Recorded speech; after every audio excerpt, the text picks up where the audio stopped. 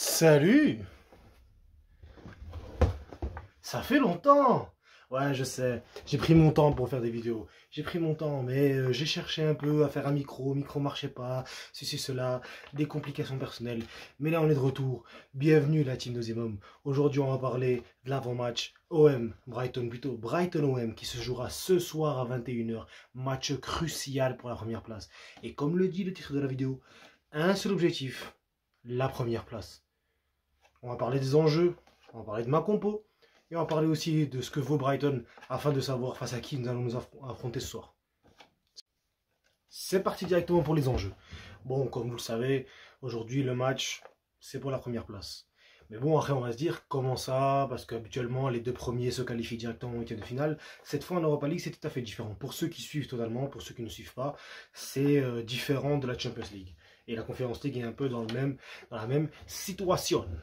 En gros, si tu es premier, tu vas directement en huitième de finale. Si tu es deuxième, tu joueras les troisièmes de Champions League. C'est-à-dire que tu joueras aujourd'hui. Les possibilités, c'est Galatasaray.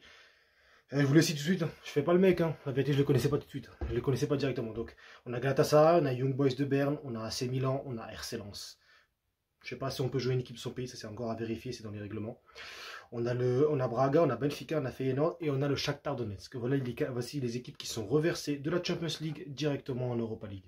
Et ces équipes-là, si tu finis deuxième du groupe dans ton groupe d'Europa League, tu prends une de ces équipes dans une sorte de 16e de finale. Donc, ça veut dire que techniquement, nous, si on finit deuxième, ce que je n'espère pas, il n'y aura pas directement un tirage au sort, c'est-à-dire en fin de semaine directement pour jouer les huitièmes de finale. Il y aura un tirage au sort pour les équipes qui jouent contre les troisièmes. Et après le 23 février 2024, il y aura un tirage au sort définitif après que les 16e de finale se seront joués en aller-retour pour déterminer qui sont les équipes qui resteront après ces soi-disant barrages, 16e de finale, appelez-les comme vous avez envie. Et à ce moment-là, on saura contre qui on va jouer. Maintenant, soyons clairs, aujourd'hui, il est préférable de ne pas jouer ces barrages. Parce que, comme vous l'avez vu, on joue deux équipes comme Galatasaray, ce serait très compliqué, sachant que le match retour sera chez l'équipe qui descend de Champions League. Donc après, jouer l'AC Milan, jouer, je sais pas, Braga, Benfica, jouer des équipes comme Feyenoord, c'est des équipes qui ont peut-être, et de ce que j'ai vu, ont eu des difficultés. Shakhtar Donetsk qui a donné beaucoup de difficultés au FC Barcelone. Je crois même qu'ils ont réussi à battre le Barça. C'est pas un grand Barça, c'est quand même Galatasaray qui est une équipe avec beaucoup de talent. On peut citer Icardi, on peut citer Mertens, on peut citer Ziyech, on peut citer Davinson Sanchez.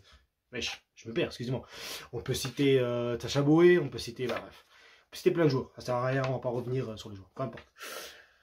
Donc ouais, l'enjeu principalement, il va être de essayer de maintenir cette première place. Un match nul nous suffit. Une défaite, évidemment, nous élimine. Une victoire, ce serait parfait, mais ça paraît très compliqué vu notre piètre qualité à l'extérieur cette année. Je rappelle qu'on n'a gagné que 2 matchs cette année à l'extérieur, un à Athènes et un deuxième contre Lorient ce week-end. On est au mois de décembre. La saison a commencé en début août. C'est dire qu'on est très très compliqué à l'extérieur. À domicile, je vous aurais dit qu'il y a largement moyen, et on l'a montré au match aller, on peut battre cette équipe de Brighton. Mais Brighton va avoir une équipe un peu plus solide, un peu plus revancharde, je veux dire, et qui aura envie devant son public de prouver qu'elle peut jouer la première place et s'éviter les barrages. Maintenant, évidemment, quand on finit premier, je ne vais pas vous l'apprendre, vous l'avez compris, pour ceux qui sont encore jusque-là, si on finit premier, on va directement en huitième.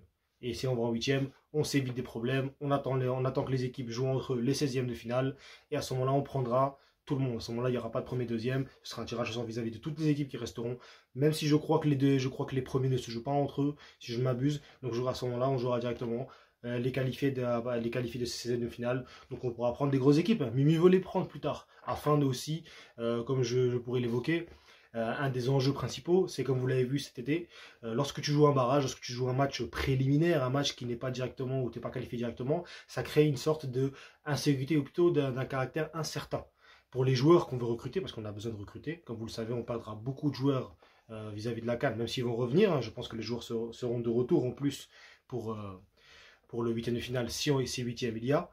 Mais si maintenant il y a barrage, les joueurs ne seront pas de retour à ce moment-là, et il faudra recruter. Et se prendre une équipe de Champions League sans tes joueurs titulaires, parce que Aubameyang je crois que sera là, mais par exemple un joueur comme Mbemba ne sera pas là, un joueur comme Pape Gueye ne sera sûrement pas là, Ndiaye non plus, Qui c'était encore Ismaïla Sarr non plus. Donc on a quand même déjà 4 joueurs importants. Et vu leur sélection, ils risquent de rester, d'aller très loin en compétition. En tout cas, c'est ce que je leur souhaite. Personnellement, en tant qu'Algérien, je leur souhaite pas. J'espère que nous, on ira le plus loin possible. Mais personnellement, je pense que Sénégal ici risque d'être d'aller loin. Et j'oublie carrément Amin Harit avec le Maroc, qui fait partie des favoris de cette CAN. Maintenant, comme je disais, quand on voit ces équipes-là, on a envie de pouvoir recruter. Et recruter en disant aux joueurs, tu vas jouer une huitième finale d'Europa League. C'est pas tu vas jouer un barrage et peut-être que tu iras en huitième. Parce que je vous rappelle que s'il y a élimination, il n'y a rien du tout. Bon, vous allez me dire en huitième aussi. Mais les joueurs sont plus certains de jouer quelque chose en sachant qu'ils vont jouer les huitièmes. Plutôt que de se dire, ah, je vais encore jouer des barrages. Et s'ils se font éliminer en barrage. Et si j'ai pas le temps de m'adapter, ainsi de suite. Et vu ce qui est arrivé cette année avec face au Panathinaikos, l'élimination précoce, on a vu que c'est compliqué de recruter des joueurs de niveau de Champions League. Lorsque ces joueurs-là savent qu'il n'y est pas sûr de pouvoir jouer la compétition par la suite, de jouer plutôt un printemps européen. Maintenant, parce qu'il faut aussi prendre en compte, en dehors du caractère sportif, il y a le côté financier. Il y a des primes quand lorsqu'on qualifie. Il y a des salaires, il y a une ambition que le joueur mettra en avant. Personnellement, je ne pense pas que ce soit aussi impactant que ce qui est arrivé cet été, mais il faut prendre en compte. Et le mercato d'hiver, n'oubliez pas, c'est un mercato d'appoint, un mercato d'opportunités. Certains joueurs déjà ne veulent pas venir de base, ne veulent pas changer d'équipe en milieu de saison. Donc en plus leur dire qu'on n'est pas sûr de jouer une Coupe d'Europe au printemps, c'est compliqué. Mais c'est possible, hein. Attention, hein. Vous savez qu'aujourd'hui dans le football, le caractère financier est plus important. La monnaie est plus importante.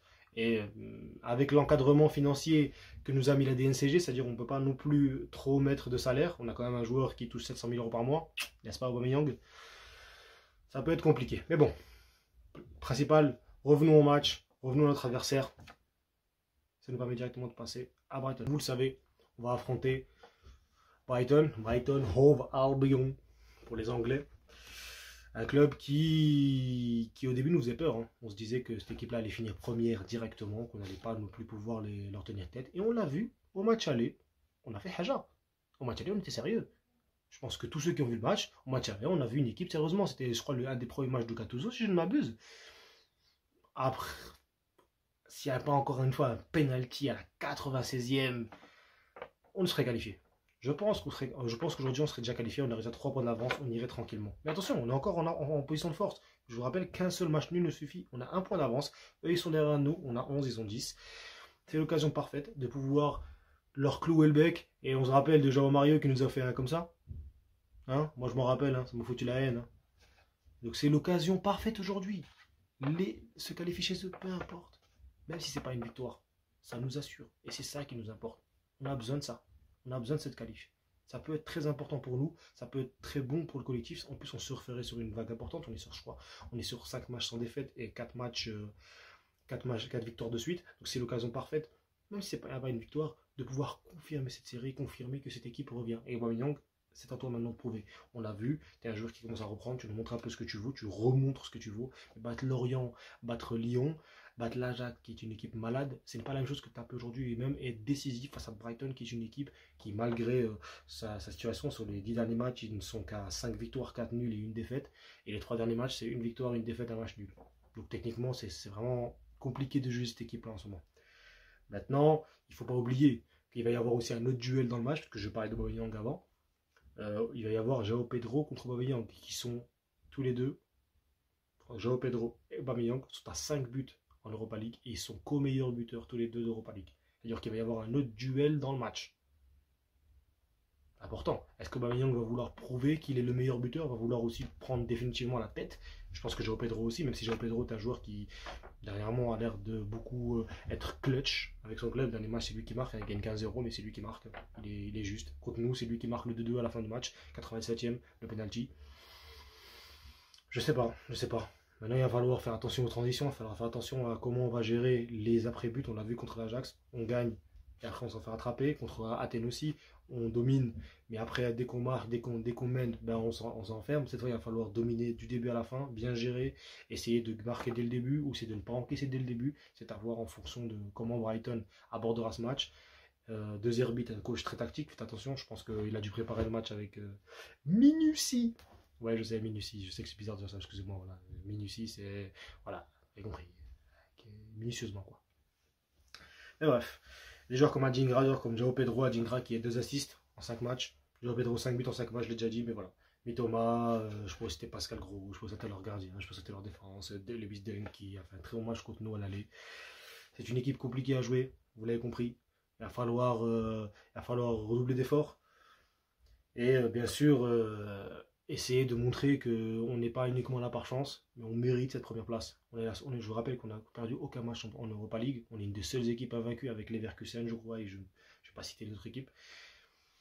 Donc, c'est l'occasion de prouver, de terminer cette phase de poule avec un bon match, avec un vrai match. Peut-être pas référence, mais un match de bonhomme. Moi, personnellement, peu importe le résultat, j'en ai rien à faire. Ce que j'ai envie, moi, c'est une qualif. Une qualif, peu importe la manière, l'important c'est qu'à la fin on soit premier, devant, qualifié en huitième, et on se casse plus la tête, et on verra, on s'occupera de l'Europa League à partir du mois de février, quand tout le monde reviendra de la CAN, parce qu'à ce moment-là, la CAN sera déjà finie.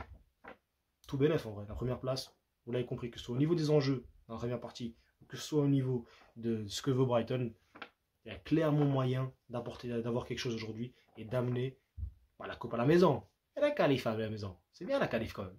On va passer à la troisième partie. La troisième partie qui concerne la compo, ma compo de l'OM. Vous pouvez me donner la vôtre en commentaire. Depuis le match de Lyon, Gattuso a décidé de placer le 3-5-2 comme nouveau système, qui a très bien marché contre Lyon. On a vu beaucoup plus d'utilisation de largeur. On a vu des joueurs comme Lodi, comme Klose, qui sont beaucoup plus à l'aise. Lodi qui était mauvais défensivement, on l'a vu beaucoup plus utile dans un 3-5-2, où les tâches défensives ne sont plus trop attribuées. Il est mieux, il est plus dans une liberté et beaucoup moins fatigué à force de revenir et de partir devant. C'est un travail de latéral, mais chacun ses qualités. Et on sait qu'aujourd'hui les latéraux sont très demandés. Alors avoir un latéral qui est déjà bon offensivement, avoir deux latéraux bons offensivement, vu la saison que nous fait Klose, c'est très utile. Donc le 3-5-2 est très utile là-dedans. Il a permis aussi de montrer, de laisser plus de place à Unai, à Harit, et de placer Veretout en tant que 6, même si maintenant c'est à voir avec Kondogbia et tout. Mais bon, vous allez voir dans ma compo et vous me direz ce que vous en pensez. Donc on gardien Lopez, il n'y a rien qui change. Ensuite, Mbemba, Gigot, Balerdi, on n'a pas mieux à ce moment. Certains diront Meïté, mais bon, c'est très compliqué de vouloir inclure Meïté ici. Au milieu de terrain, Klose, Lodi en tant que piston. Unai, Veretout, Harit. Je pense pas que Kondogbia soit encore prêt. Et de toute façon, ce serait risqué de le mettre dans un match comme ça. Donc Unai, Veretout, Kondogbia, Veretout en 6. Unai en faux 8, disons en mezza-ala, en faux ailier. Et devant Harit en électron libre, comme il sait le faire, comme il le fait depuis longtemps. Très très bon joueur, en faux 10. Franchement, rien à dire. Devant évidemment la paire qui, moi, m'a étonné parce qu'au début de saison, on disait Vitinha ou Oba. Vitinha ou Oba. Eh non, Oba il est rené. Eh Vitinha il est mieux. Eh Vitinha il est nul. Au final, les deux marchent très très bien. Vitinha semble être à l'aise dans un travail plus défensif, un travail plutôt où il a plus cherché les ballons, il court beaucoup plus. On voit qu'à chaque match, c'est celui qui fait le plus de courses à haute intensité, c'est-à-dire qu'il est un joueur qui cherche de plus en plus à travailler, à être plutôt dans l'effort plutôt que dans la finition. C'est particulier pour un buteur, mais quand on a un joueur comme Oba qui marche devant, je pense que Vitinha ne rechigne pas aux efforts.